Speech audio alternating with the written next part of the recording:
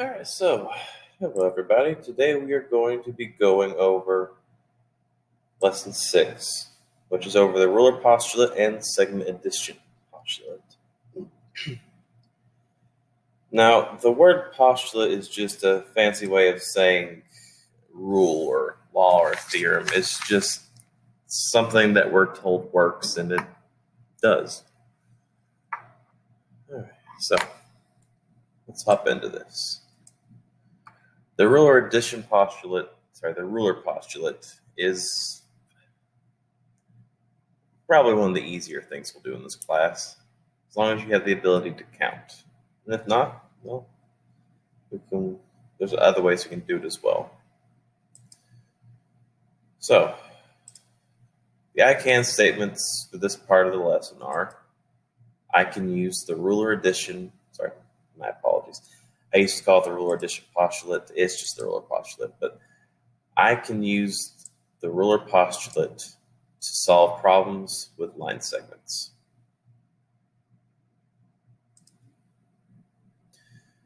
So as you all probably remember, a line segment is a part of a line bounded by 2 points. An easier way to think about it is this diagram here, where we've got 2 points of a line connecting them. That is a line segment.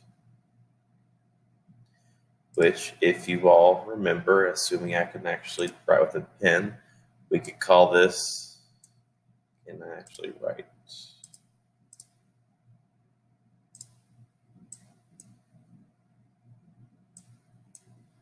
I don't know.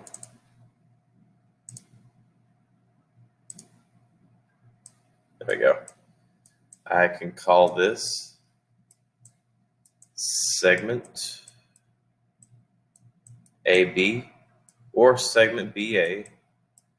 And if I don't want to use the word segment, which I just drew through by accident, I can just write the 2 letters. I'm going to erase that part there. I can call this segment AB by putting a flat line on top.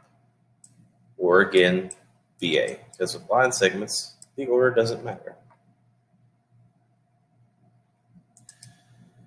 So when we get to the ruler postulate, if you all remember back to probably early elementary school, you had a number line.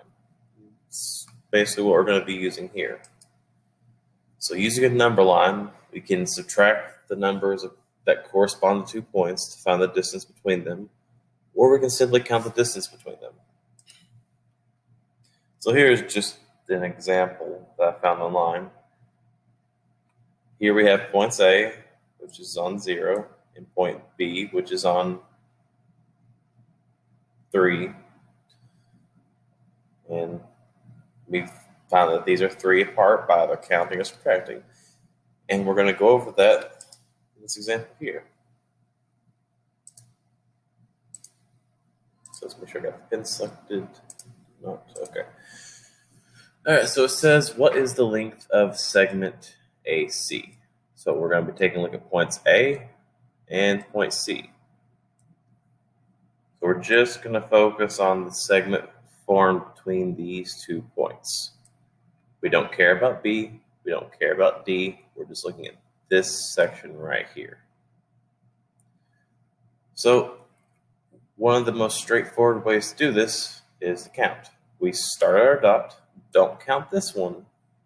We go 1, 2, 3, 4, 5, 6, 7, 8, 9, and 10. And so the answer would be A. We count. Now again, the reason you don't count the first one is because if we were to, so the reason how I explain this in person is if we,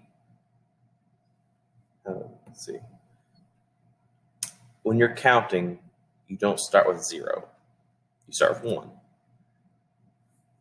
This is 0. So 0, 1, 2, 3, 4, 5, 6, 7, 8, 9, 10. Never count the place where you start. That's always 0. So let's say you don't want to take the time to count, or this is a situation where A and C are a couple hundred places apart or something like that. You probably won't see that in this class, but just in case. What we can do is we can take the number that's got the number below A and the number below C, and we can use those numbers to find our distance. So if you remember, there's something in, let's just try this. So how we do it is we're going to take and subtract these two numbers. So we're going to take 4, because it's the biggest number, and we're going to subtract it by -6.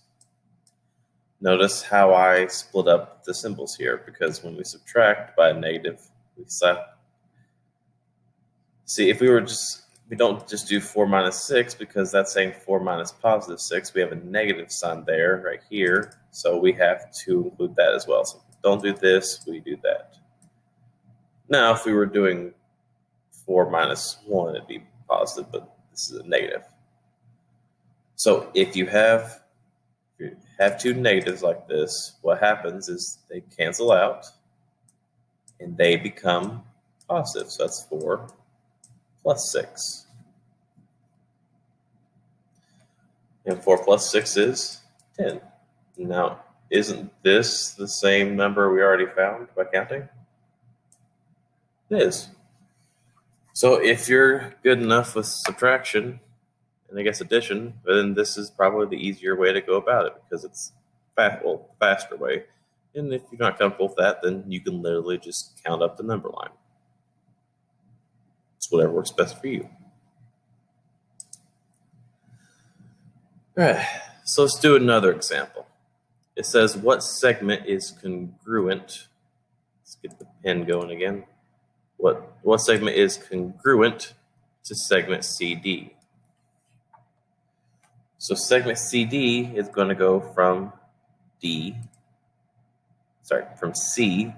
all the way to D. This word congruent means equal to or the same. It wants to know which other segment has the same length as CD. So let's start by finding out how long CD is. Well, luckily C starts at 0, so we can count 1, 2, 3, 4, 5.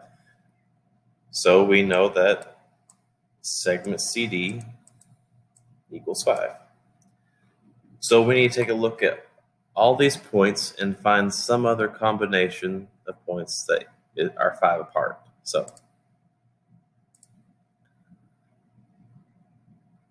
we know it's not going to be CE, because E is further away from C than D is. So we're not going to be using these two, which, to be honest, I'm going to erase those because it's going to get in the way.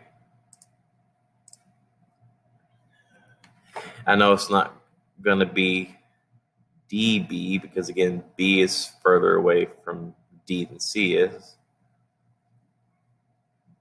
So luckily for us, we have some multiple choice answers, so we can try and play around. So let's take a look at, let's just work our way from right to left. Let's look at C. Don't want to put that quite there. So if I look at AC, it's 1, 2, 3, 4, 5, 6, 7 away. So we know AC equals 7, but CD equals 5, so it's not that one. Now, we already mentioned we knew it wasn't going to be BD because they're further apart. And if we want to count that, it's 1, 2, 3, 4, 5, 6, 7. So that's also 7, so it's not that one. And since we have this none option, we still have to check out AB. So let's check out AB. Let's grab a different color. So from A to B is going to be 1, 2, 3, 4, 5. Again, we don't count the first one, because if you do, it adds an extra one on there. So skip the first point. So for here, A, go over 1, count 1, 2, 3, 4, 5, which is 5. And that's the same as CD, so the answer is AB. Again, we could use subtraction. For CD, we could have said that CD is equal to 5 minus 0, which is 5. And over here, we could have said that AB is equal to negative 2 minus negative 7, which is negative 2 plus 7, which is 5. I don't know why I did that, but that's okay. That's 5. And that's basically how these problems will work. You just count, and sometimes you can do subtraction if it's easier. So that'll do it for this section. Let me know if y'all have any questions.